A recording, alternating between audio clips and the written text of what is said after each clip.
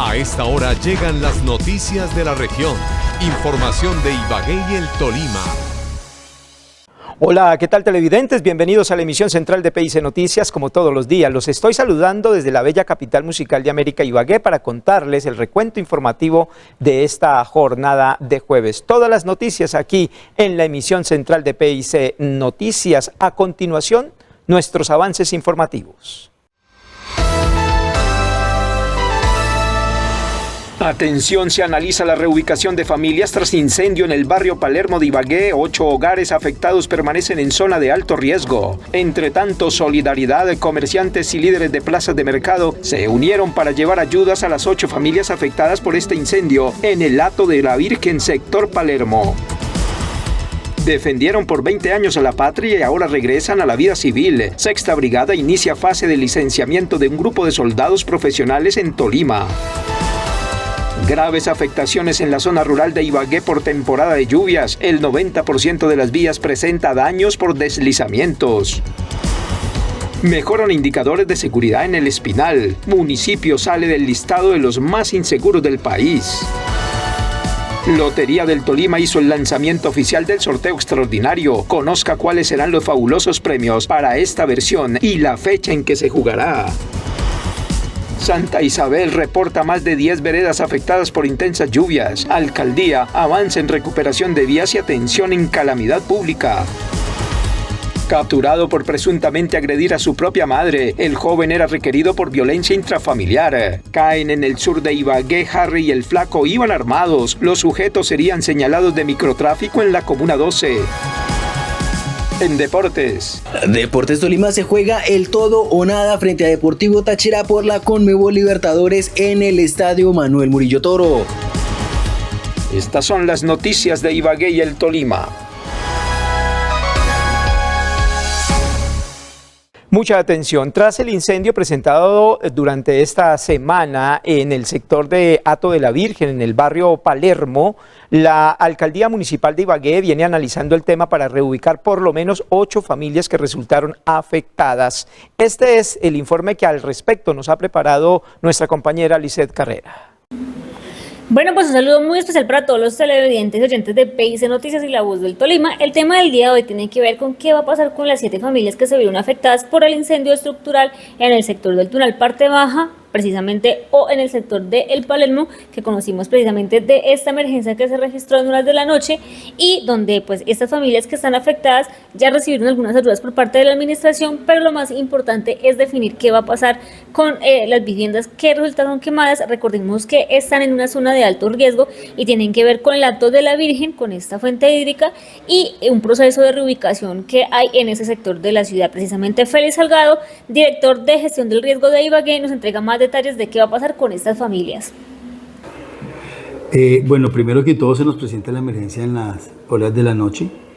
La Secretaría de Ambiente y Gestión de Riesgo, en cabeza de nuestro secretario y con coordinación de los bomberos oficiales y voluntarios, hace la atención de la emergencia. Se controla pasada la medianoche. Y asimismo, en las primeras horas de la mañana, la Dirección de Gestión de Riesgo dispuso de unas ayudas que siempre serán las ayudas humanitarias de primer orden que deben entregarse. Alimentos, frazadas, colchonetas, porque pues finalmente es lo que se está perdiendo y es lo que en ese momento necesitan las personas. Aquí es importante aclarar que es una zona que está cerca de la quebrada. Algunas viviendas estaban construidas en algunos materiales como madera, otras viviendas las tienen también en ladrillo, pero pues obviamente haya material inflamable en esas viviendas. Tenemos también los censos de 7 familias afectadas, con niños, con mayores de edad también, y pues que sí ha estado la oportunidad para pedirle a la ciudadanía su colaboración y solidaridad para poderles llegar, más que todo, muebles y enseres, que fue lo que perdieron.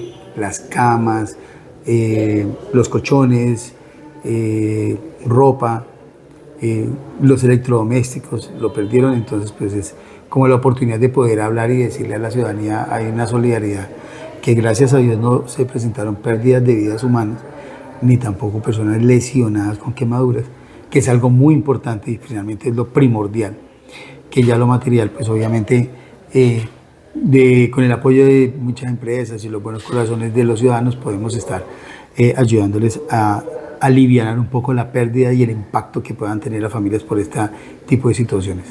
En ese momento, ¿dónde están esas familias? Esas familias siempre cuando hay este tipo de emergencia, lo primero además porque no es en la parte psicosocial, no es como antes, sacarlos de su arraigo y de su entorno. Entonces están quedándose donde algunos vecinos, donde algunos familiares, mientras obviamente se disipa un poco y se ralentiza un poco la jornada de crisis, que es lo que normalmente uno puede estar hablando de las primeras 72 horas. Obviamente ellos quieren en su arraigo volver al mismo sitio. La emergencia no fue generada por un tema de una amenaza natural que pueda desplazarlo en sino antrópica, y pues muy seguramente ellos van a intentar volver a ese mismo entorno que tienen. Máxime que en estos momentos cursa una acción judicial en toda esa zona del Hato de la Virgen, entonces pues obviamente estas personas hay que hacer el cotejo para mirar si ellas se encuentran en qué tipo de etapa está para la reubicación de estas familias. Bueno, pues esta es la información, estaremos muy atentos a qué acontece. Recordemos que también se está investigando qué fue lo que generó este incendio estructural que afectó 7 viviendas. En general, pues son casas que están construidas en madera y esto pues gracias a la rápida reacción de los bomberos no se permitió que se extendiera más esta conflagración y afectara a más viviendas del sector. Esta es la información.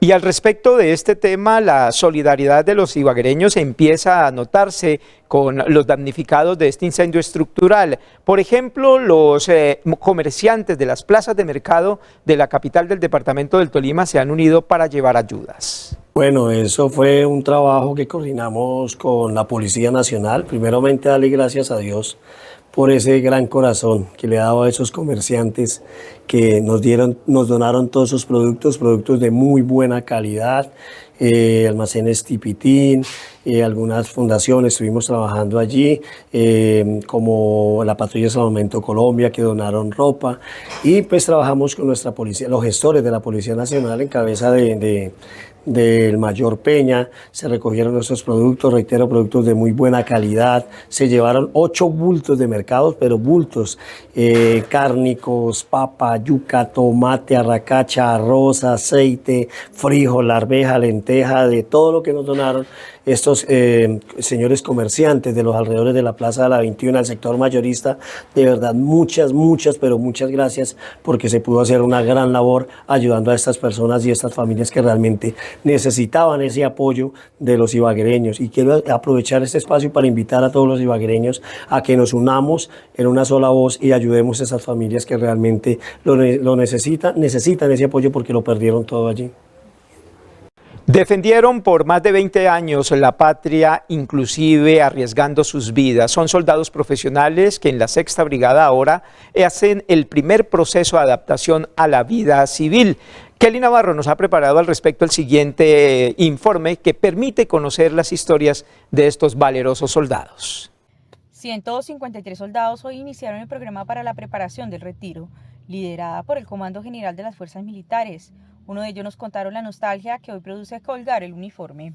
O sea, como le digo, como nos han dicho muchos, nosotros aquí entramos, digamos, pasamos de la vida, digamos, del colegio a prestar el servicio y ya continuamos con una carrera, pues, que son 20 años. Entonces, uno aquí, pues, crea una hermandad con todos sus compañeros. Es el día a día, entonces pues es algo pues como que le cambia a uno, lo pone como triste. Para este soldado profesional, entre sus recuerdos más duros fue el perder un compañero suyo. Lo que me marcó, bueno, pues primero que todo fui herido en combate, el apoyo de mis compañeros, bueno, eso. Y algo que me marcó mucho, la muerte de un compañero. Yo como enfermero, o sea, me dio muy duro, fue realmente duro, eso me marcó mucho.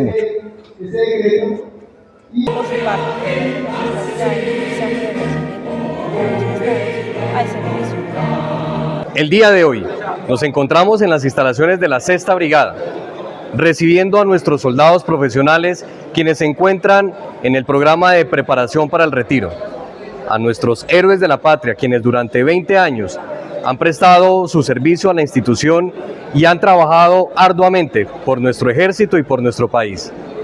En seguimiento a los lineamientos del Ministerio de Defensa Nacional, el Comando del Ejército y el Comando General de las Fuerzas Militares, articulamos todas las capacidades de nuestra Sexta Brigada para una jornada de 2 días, en los cuales vamos a realizar una preparación y una información muy importante para nuestros soldados.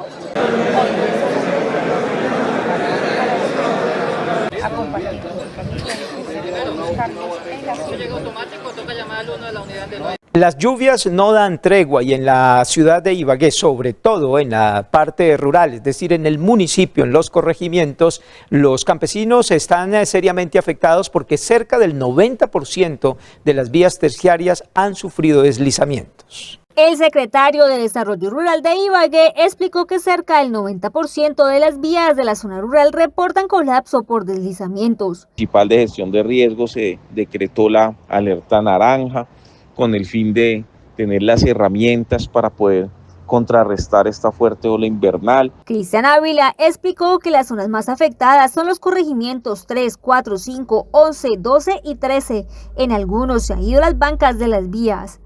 Esto es una herramienta muy importante, una medida muy importante para poder buscar una oportunidad de mejora en estos procesos con todos los responsables. Se ha trabajado para poder recuperar el paso vehicular, pues son varias las familias afectadas que no pueden transitar por la zona. Y aquí es toda la administración municipal, muy comprometido todo el gabinete, se han delegado diferentes responsabilidades en ello para poder que unidos podamos llegar a muchos más lugares. Pidió el acompañamiento de las comunidades y tener un poco de paciencia mientras la maquinaria llega a los sectores.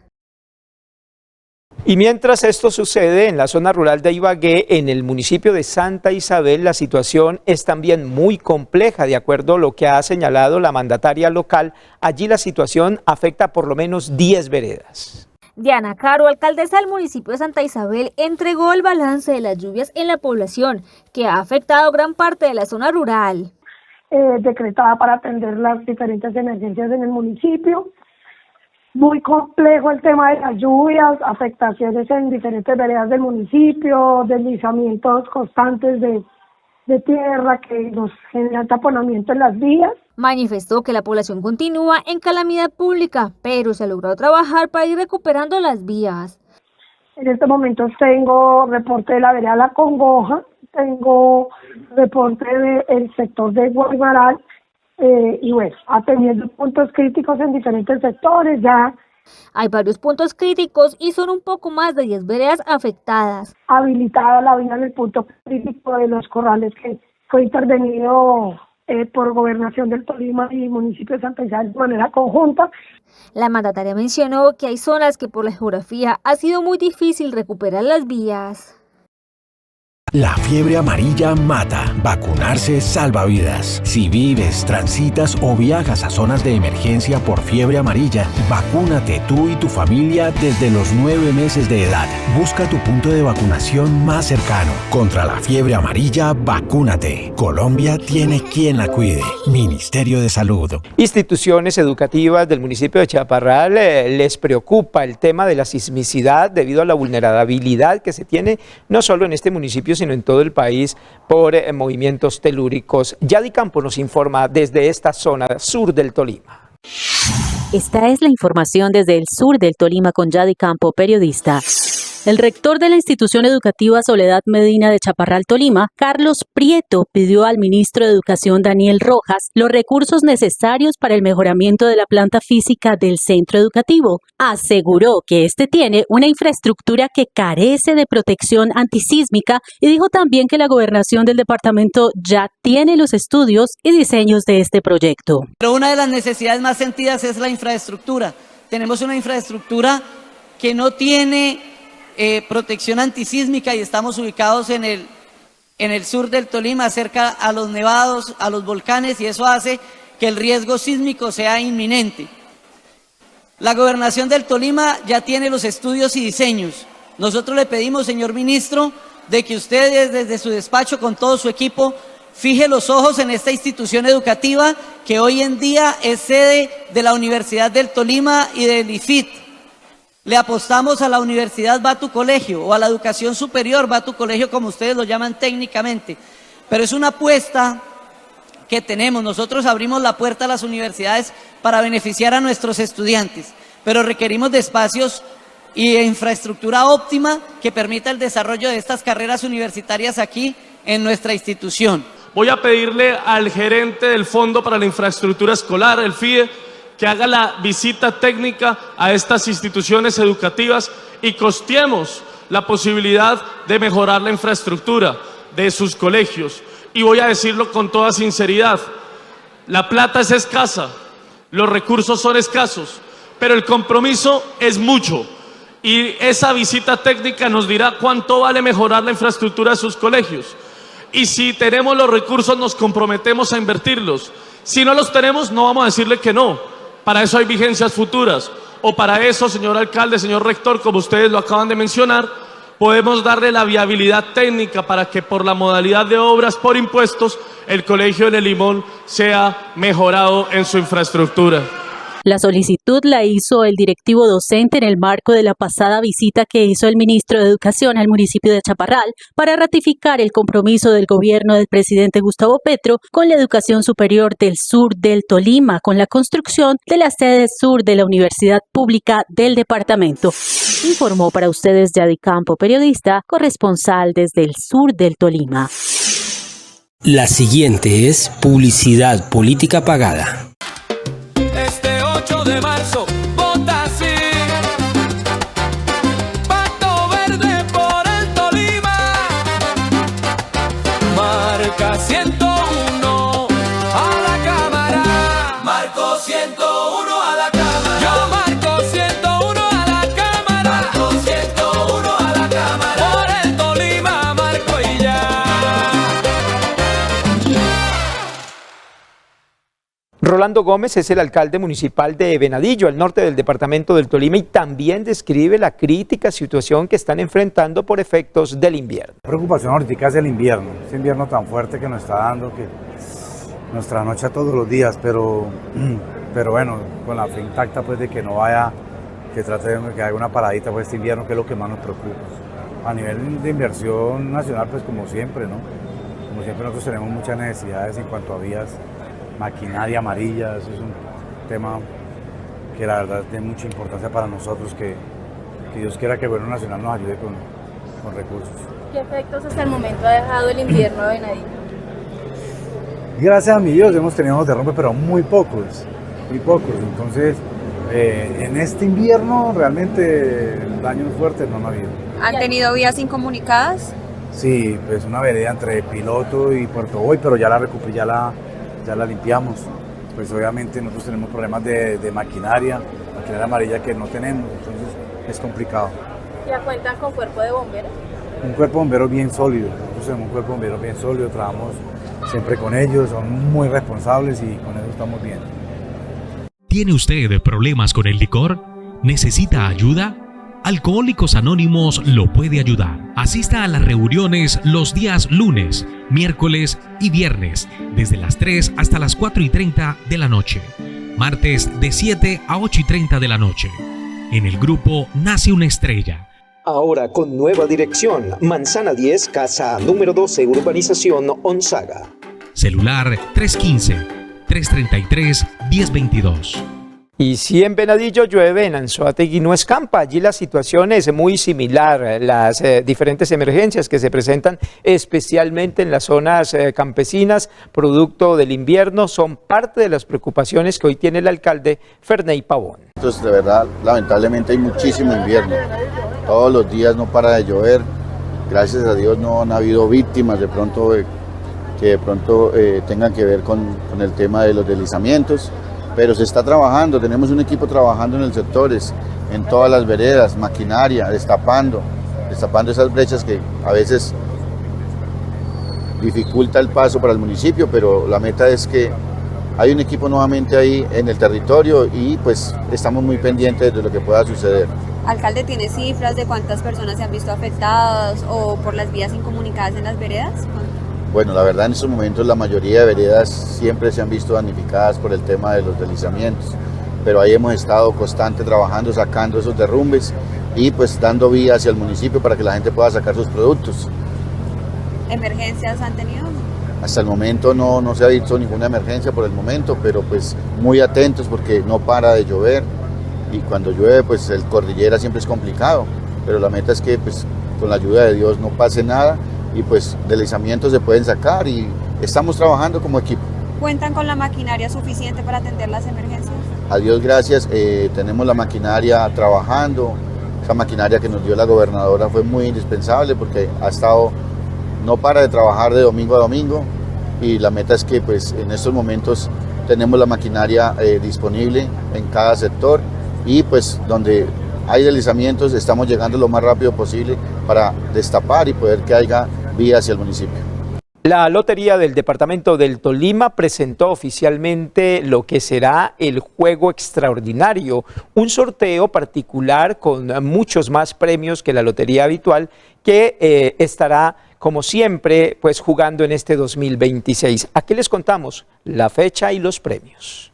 La Lotería del Tolima lanzó el billete extraordinario con el Extra de Colombia, el cual buscará lograr una importante venta en el departamento. También con el patrocinio del Deportes Tolima, porque nuestro Deportes Tolima, nuestra región, y es más, haciendo honor a nuestro eslogan este año, porque es una suerte ser tolimenses. Sí, es un premio maravilloso, un sorteo que se realizará el próximo 14 de marzo con un premio mayor de más de 15.000 millones de pesos y premios por más de 36.700 millones. Entonces, la invitación es a disfrutar ese billete, es una realidad aumentada, es el primer billete que se saca con esta connotación, somos pioneros, somos innovadores, así como en muchas otras cosas más. Un billete de la suerte que dejará fabulosos premios. Y el premio mayor del Extra es muy bueno, es un premio de más de 15.000 millones de pesos y premios por más de 36.000, entonces una muy buena oportunidad. Quiero recordarles que mucha gente se ha hecho millonaria con el Extra, que no se cuenta mucho el tema, pero sí. Es de recordar que la venta del billete deja importantes recursos para la salud. Por favor, en los 32 departamentos de Colombia compren el Extra de la Lotería del Tolima en asocio con el Extra de Colombia. Cada vez que ustedes vean un billete del Extra de Colombia, piensen que ahí está un pedacito del departamento del Tolima, porque el departamento del Tolima es dueña de la Extra de Colombia. Entonces, no lo olviden, pueden hacerse millonarios, pero aparte de eso estamos ayudando a la gente más necesitada, dándole salud y prosperidad. La invitación es a comprar este billete.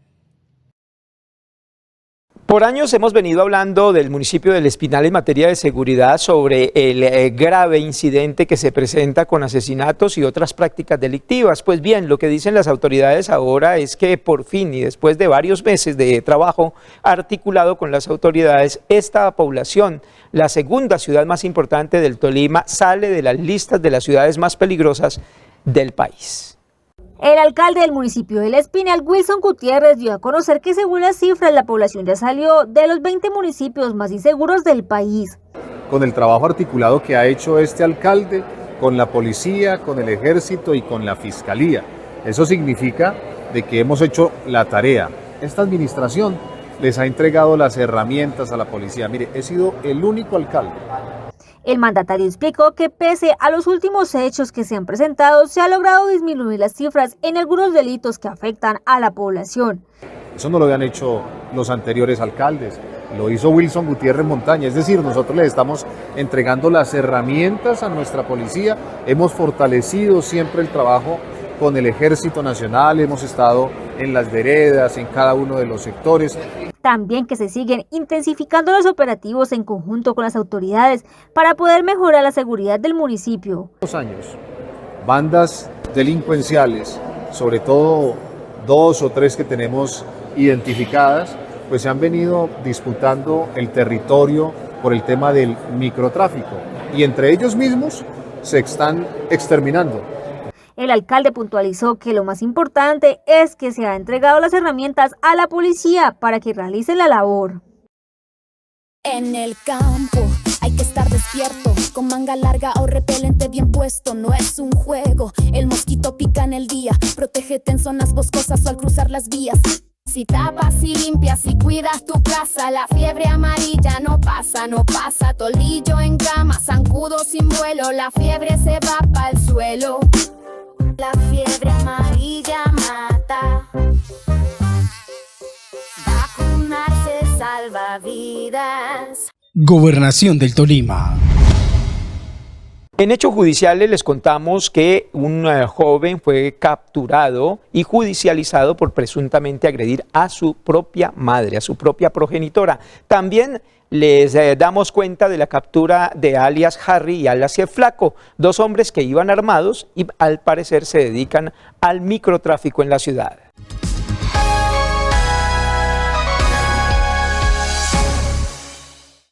Y en hechos judiciales, capturado por presuntamente agredir a su propia madre, el joven de 18 años era requerido por el delito de violencia intrafamiliar. La Policía Nacional en Ibagué hizo efectiva una orden judicial contra este joven señalado de presuntamente maltratar a su madre en reiteradas ocasiones durante el año 2024. Asimismo, cae El Flaco y Harry armados en el sur de Ibagué. Estos individuos portaban un revólver y presuntamente estarían implicados en actividades de microtráfico en la Comuna 12. En el marco de la ofensiva institucional contra el homicidio y las lesiones personales, la Policía Nacional de los Colombianos capturó al sur de la ciudad a dos hombres de 27 y 34 años de edad por el delito de fabricación, tráfico y porte o tenencia de armas de fuego. El procedimiento fue realizado por uniformados del CAI Trinidad, quienes al realizar un registro del vehículo en el que se movilizaban estas dos personas, les fue incautado un revólver calibre 32,6 cartuchos sin permisos para porte o tenencia. De acuerdo con las informaciones preliminares, esos actores criminales presuntamente estarían vinculados con estructuras delincuenciales que disputan el mal llamado control territorial del microtráfico en la Comuna 12 de la ciudad de Ibagué. Estos sujetos fueron identificados como Cristian Ariza, alias El Flaco. Esta persona tiene 5 anotaciones, una por homicidio, 2 por porte ilegal de armas de fuego y 2 por violencia intrafamiliar. La otra persona capturada responde al nombre de Harrison Osorio, alias Harry, quien registra 7 anotaciones judiciales, una por porte ilegal de arma de fuego, una por lesiones culposas, una por documento falso, una por daño en bien ajeno, una por inasistencia alimentaria y 2 por el delito de hurto. Luego de ser puestos a disposición de la autoridad judicial competente, fueron cobijados con medida de aseguramiento en centro carcelario. Continuaremos desplegando acciones contundentes contra estas estructuras delincuenciales que pretenden afectar la seguridad en la ciudad de Ibagué.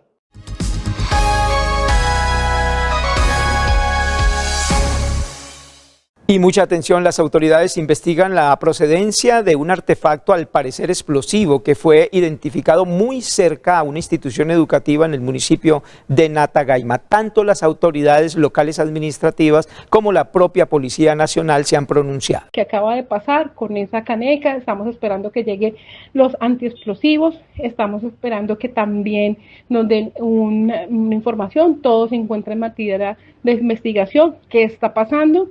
Ya cuando tengamos una información estaremos también comunicándome en los medios. Yo los invito a que mantengamos la calma, que pensemos y sabemos que Natagaima es un territorio de paz, que nuestra paz empieza por uno mismo, nuestra tranquilidad. Tengamos tolerancia por el otro, respeto por el otro. La vida es sagrada, la vida hay que cuidarla. Yo los hago ese llamado muy respetuosamente y como les dije, ya está policía, está ejército y pues Dios nos bendiga a todos. Un abrazo inmenso, Secretaria de Gobierno Municipal, Catherine López. Y continuamos con más información aquí a través de PIC Noticias Central. A continuación conocemos otros hechos, otras noticias destacadas de la jornada. En las últimas horas, soldados del Batallón de Infantería número 18 Coronel Jaime Ruz de la 6ª Brigada lograron la neutralización de acciones terroristas tras la destrucción controlada de múltiples artefactos explosivos en la vereda El Real del municipio de Rovira, al parecer instalados por el grupo armado organizado Residual Gador Bloque Jorge Suárez Briceño, estructura Joaquín González.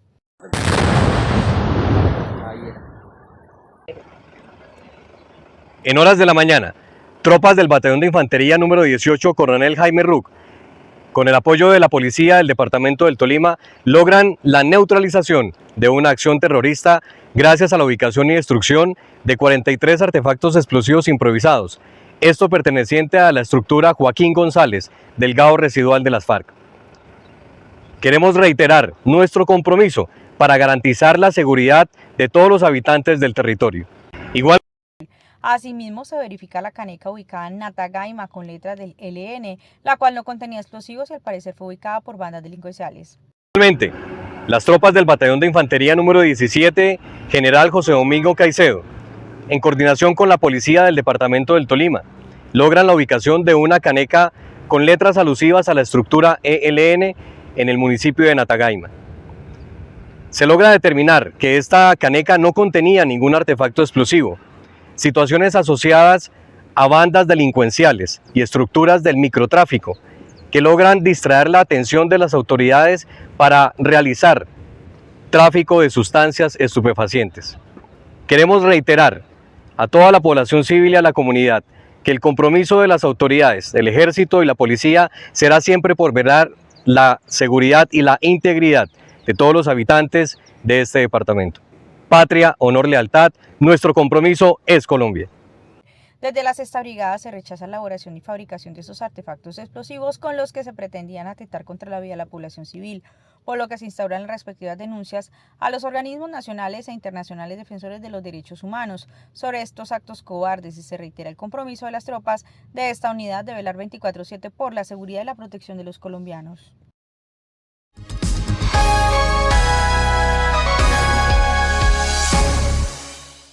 ¿Has soñado un lugar donde lo puedas encontrar todo para tu vida y el hogar? Donde al comprar sepas que estás apoyando lo nuestro. En el que además de encontrar los mejores productos de la más alta calidad, te encuentres con gente cálida y amable. Sabemos que sí, y que siempre lo encuentras en Mercacentro, el centro de la economía. Trabajamos para ofrecerte el mejor servicio. Gracias por apoyar lo nuestro. Mercacentro es de todos, es de aquí. El gobierno nacional, a través del ministro del Interior, Armando Benedetti, ha reconocido que el intento de hacer un proceso de paz con los llamados gestores de paz, 16 de ellos de grupos armados ilegales, paramilitares y guerrilla, no ha logrado ser una estrategia exitosa. Ese impulso que le dimos como gestor de paz a las personas para no que solamente dijeran la verdad judicial, sino que paralelamente se pudiera reconstruir otra vez el tejido social que ellos habían dañado con base en contar las historias de la verdad de lo que sucedió, tanto en financiación política como ayuda militar a esos políticos, era lo que se pretendía, lo que se pretendía. Usted me quiere decir que no hemos tenido un éxito, no hemos tenido un éxito en preguntar eso.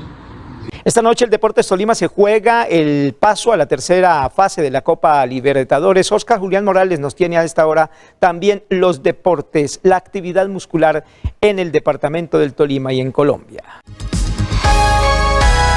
Deportes en PIC Noticias.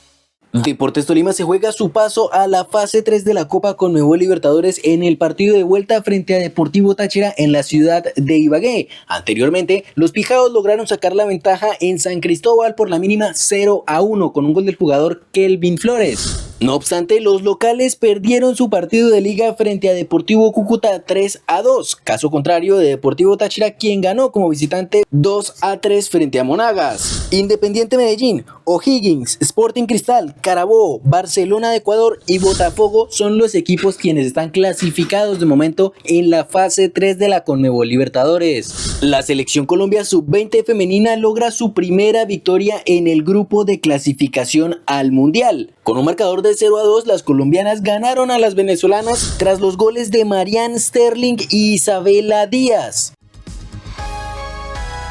Deportes en PIC Noticias.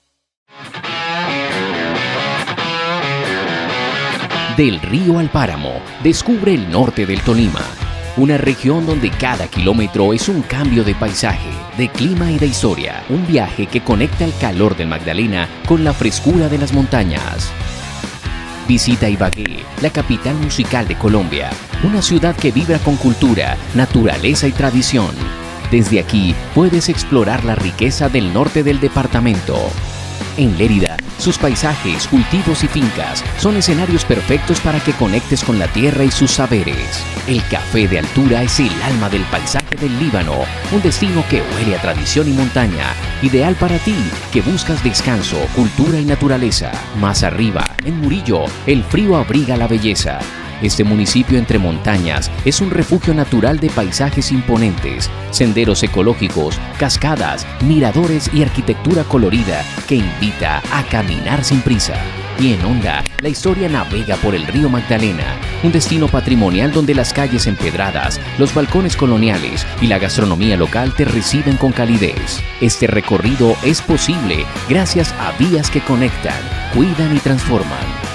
Porque detrás de cada destino hay una comunidad que sueña, una naturaleza que inspira y una concesión que cree en el desarrollo con sentido. Concesionaria Alternativas Viales SAS, movilizando progreso. El tema que hoy nos ocupa en el tema central es precisamente lo que pueda suceder con el decreto que el gobierno nacional acaba de expedir en el que busca que 25 billones de pesos de las pensiones de los fondos privados sean trasladados a Colpensiones, el operador estatal. Álvaro Vargas, abogado especialista en este tema de pensiones, analiza con nosotros el nuevo sistema pensional que implementaría el gobierno nacional.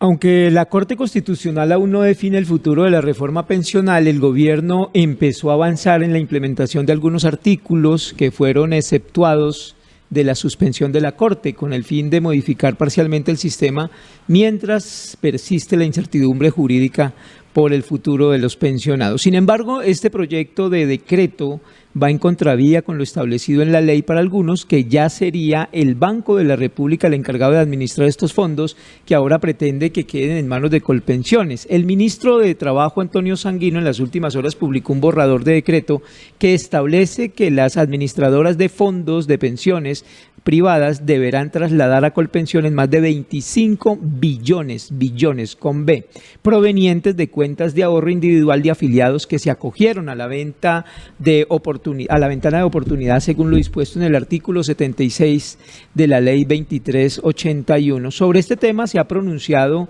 el presidente de Asofondos, Andrés Velasco. Le ha respondido al viceministro Daniel Jaramillo del Trabajo, quien defendió la legalidad del traslado de ahorros de trabajadores a fondos privados de Colpensiones, y Andrés Velasco de Asofondos ha dicho que no podemos girarle esa plata al gobierno, que la ley dice que no se puede, que no están pidiendo que vayan en contra de la ley, pero que el artículo 76 está vigente y dice que no se puede hacer. Por eso dicen que el decreto es ilegal. Así lo ha señalado el propio presidente de Asofondos. El gobierno nacional publicó un proyecto de decreto que busca que los fondos de pensiones le transfieran a Colpensiones más de 25 billones de pesos que están en las cuentas de ahorro individual de personas que han aprovechado la ventana de oportunidad de traslado. Recordemos que la ventana de oportunidad de traslado es una figura creada por la ley de la reforma pensional para permitirle a los colombianos que estaban a menos de 10 años de pensionarse cambiarse entre regímenes pensionales. Muchos colombianos han aprovechado esa ventana porque les conviene estar en un sistema o en otro. Sin embargo, la ley, esa misma reforma pensional, en el artículo que no está suspendido por la Corte Constitucional, obliga a que esos recursos deben quedarse en las cuentas de ahorro individual de las administradoras de fondos de pensiones hasta que esas personas se pensionen, y después el artículo 24 de la misma ley dice esos recursos deben trasladarse al Fondo de Ahorro del Pilar Contributivo.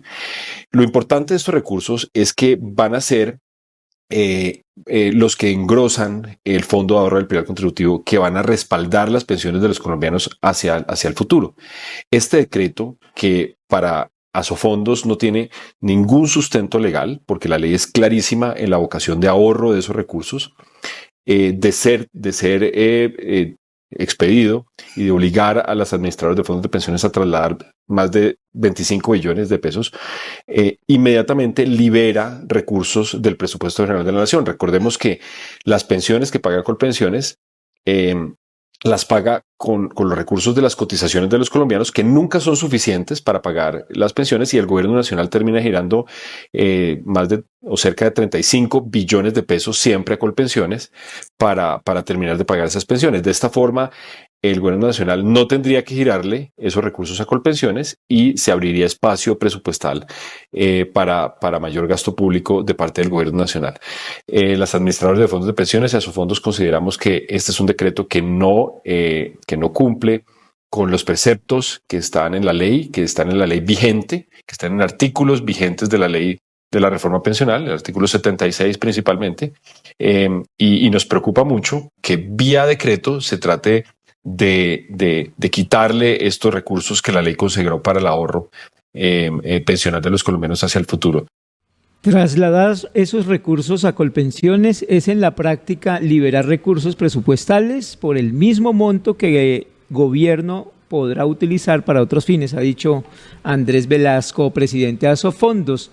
Dice él que esos recursos deben mantenerse ahorrados y trasladarse únicamente cuando los afiliados alcancen la edad de pensión al fondo que hoy empezaría a manejar el Banco de la República. Pues bien, para conocer más detalles y analizar este tema que es tan importante, tenemos en la línea y en comunicación vía streaming al doctor Álvaro Vargas de Abocol Colombia Abogados.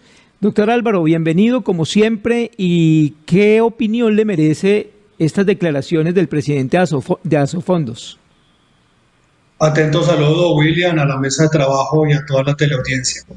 Pues bien, recordemos que la ley 2381-2021 no está vigente, está pendiente de que la Corte Constitucional defina su entrada en vigencia. Naturalmente, este artículo 76, mediante el auto de conocimiento de la Corte Constitucional, fue el único que quedó vigente y que permitió esta ventana de traslado para aquellos afiliados que, en el caso de ser hombres, tuvieran más de 900 semanas, en el caso de mujeres, más de 750 semanas, y le faltaran menos de 10 años para pensionarse.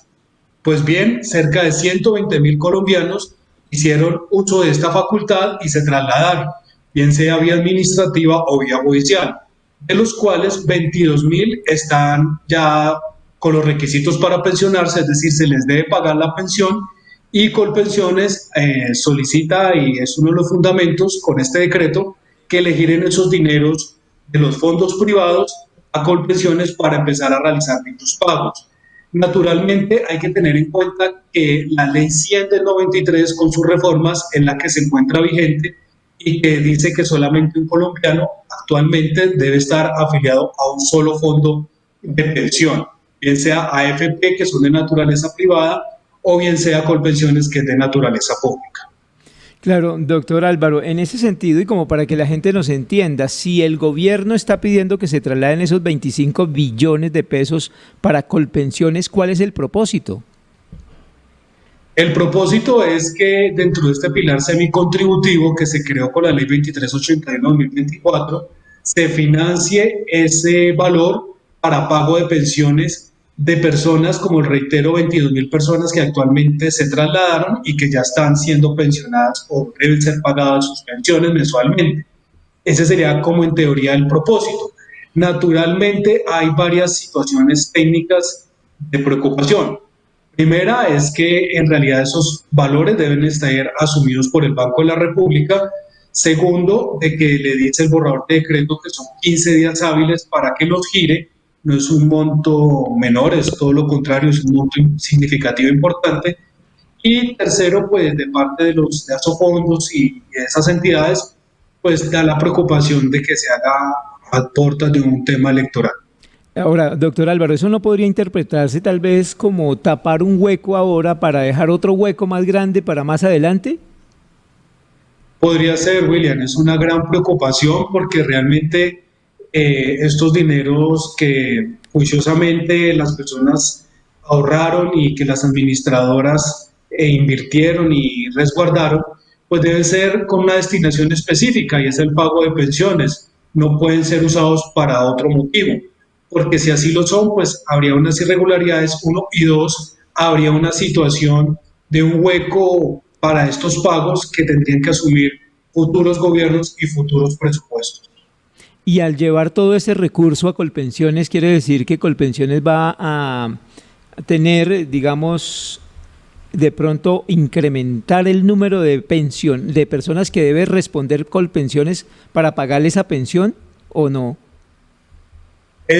Claro, aumentaría, es un tema grueso porque naturalmente Colpensiones tiene 45 billones de pesos para pago por año y de los cuales 13 billones son para personas trasladadas de los fondos privados.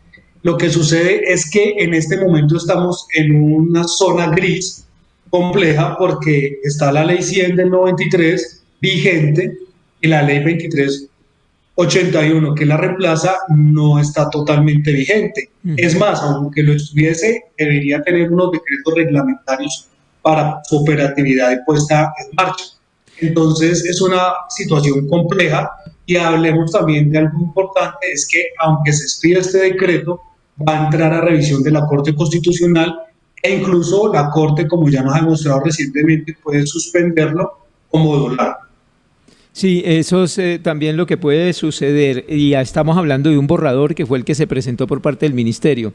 Ahora, en su análisis jurídico, doctor Álvaro, ¿qué piensa o qué determina usted? ¿Es o no conveniente lo que el gobierno pretende hacer? Bueno, yo creo que es una situación que por lo poco es inconveniente a la medida de que es un tiempo muy corto para resolverlo. Son situaciones de grandes montos y de gran número de personas. Yo creería que por lo mínimo debería hacerse un análisis interdisciplinario mayor para que hubiese esta situación, además de, al menos diría, esperar a que se defina la suerte de la reforma pensional. Eso sería como lo básico para tener un sustento jurídico para ello. Pareciera que el gobierno lo que está haciendo ya en estos últimos meses de administración del Estado es como que, bueno, no me aprobaron las reformas como la salud o la reforma pensional y trato como por medio de decreto dejar algunos de esos artículos vigentes como ellos pretendían sacar adelante desde un inicio en la reforma, ¿no? Eso pareciera, William, y es preocupante porque eso va a traer una suerte de situaciones anómalas jurídicas y que va a afectar a muchas personas en el futuro. Pues doctor Álvaro, le agradecemos como siempre y recuérdenos sus contactos. Por supuesto, nos pueden contactar las 24 horas al celular WhatsApp 317-651-4721, 317-651-4721, con abogados.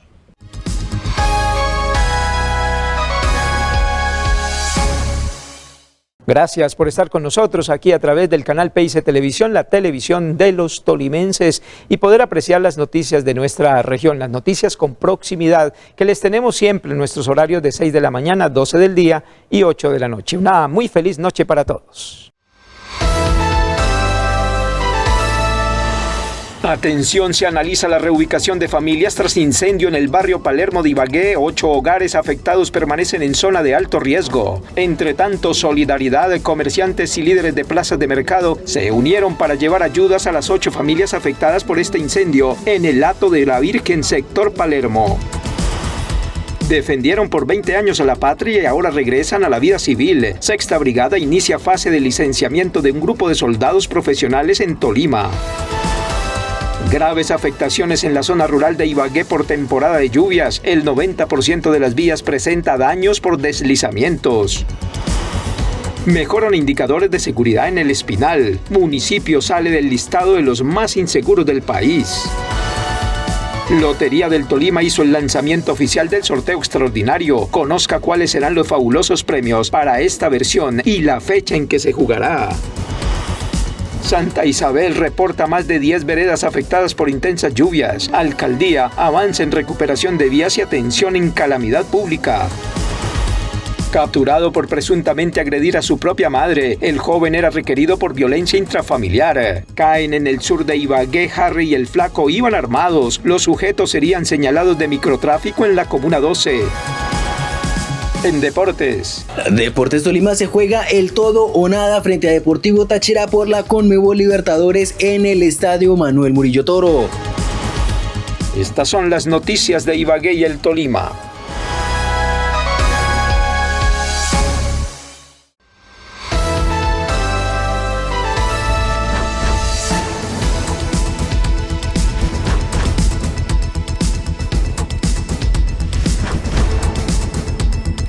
A esta hora llegan las noticias de la región. Información de Ibagué y el Tolima. Este es su canal PIC Televisión, la televisión de los tolimenses, donde usted sí se ve.